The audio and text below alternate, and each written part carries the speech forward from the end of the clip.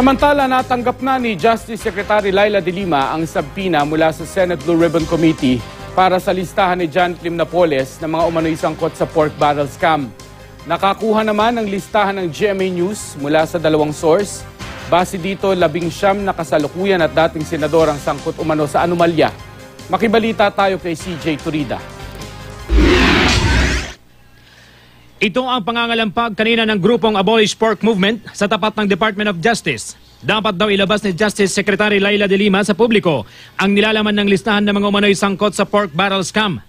Iniabot ito ni Janet Lim Napoles sa kalihim sa kanilang pag-uusap noon sa ospital ng Makati. Paninindigan naman ni de Lima, dapat hintayin ang pagdinig ng Senate Blue Ribbon Committee. Ito raw ang tamang forum sa paglalabas ng listahan. Natanggap na raw niya ang subpoena mula sa Senado para sa pagsusumite ng listahan at affidavit ni Napoles. Binigyan daw siya ng Senado ng hanggang May 15. Pagtitiyak niya, pirmado ni Napoles ang listahan kaya di pwedeng dagdagan o bawasan ang nilalaman nito. Pero lumalabas na 3 listahan ang inilabas ni Napoles. Isa ang hawak ni Rehabilitation Czar Panfilo Lacson at 2 raw ang nakay de Lima. Isa rito ang ibinigay umano ni Napoles kay Pangulong Aquino. Magkakaiba raw ang laman ng mga listahan. Duda tuloy ng ilang mambabatas, hindi kaya taktika lang ito ni Napoles para guluhin ang investigasyon sa pork barrel scam? Nakakuha ang GMA News ng listahan ng mga umano'y nakatransaksyon ni Napoles. 11 pangalan ng mga senador ang ibinigay ng unang source. Inumpirma naman ng pangalawang source mula sa kampo ni Napoles na kasama ang 11 senador sa binanggit ni Napoles sa kanyang affidavit kay de Lima. May 8 ibang senador pa raw na binanggit sa affidavit. Suma total, 19 na dati at kasalukuyang senador daw ang nasa listahan.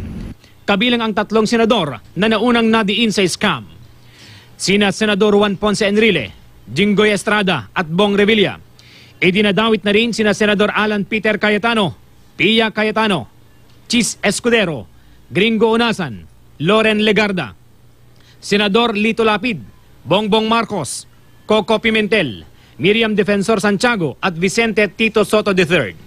Pinangalanan din ang ilang dating senador kabilang sina dating Senador Joker Arroyo, Edgardo Angara, Jun Magsaysay, Tessie Oreta, Manny Villar at ang yumaong dating senador na si Robert Barbers.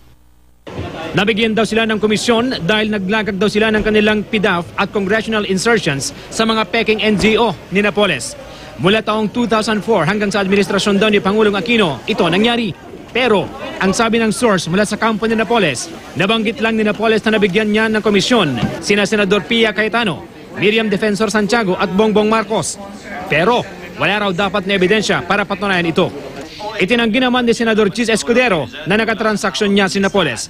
Wala, Howie. Sinabi na yan ng mga whistleblowers, hindi lang si Ben Hurley pati yung iba. Sa COA report, sinabi rin na wala atong inallocate ni piso dyan sa mga NGO ni Napoles. At maliwanag na tila pangbasag at panggulo itong ginagawa nila Napoles. Sa press statement naman ni Senador Coco Pimentel, sinabi niyang bogus ang Napoles kung kasama ang kanyang pangalan. Dati nang itinanggi ni na Senador Juan Ponce Enrile, Jinggoy Estrada at Bong Revilla ang pagkakadawit nila sa bilyon-bilyong pisong pork barrel scam. Patuloy naming kinukunan ng reaksyon ang iba pang kabilang sa listahang nakalap ng GMA News. CJ Torida, Nagbabalita, Pilipinas.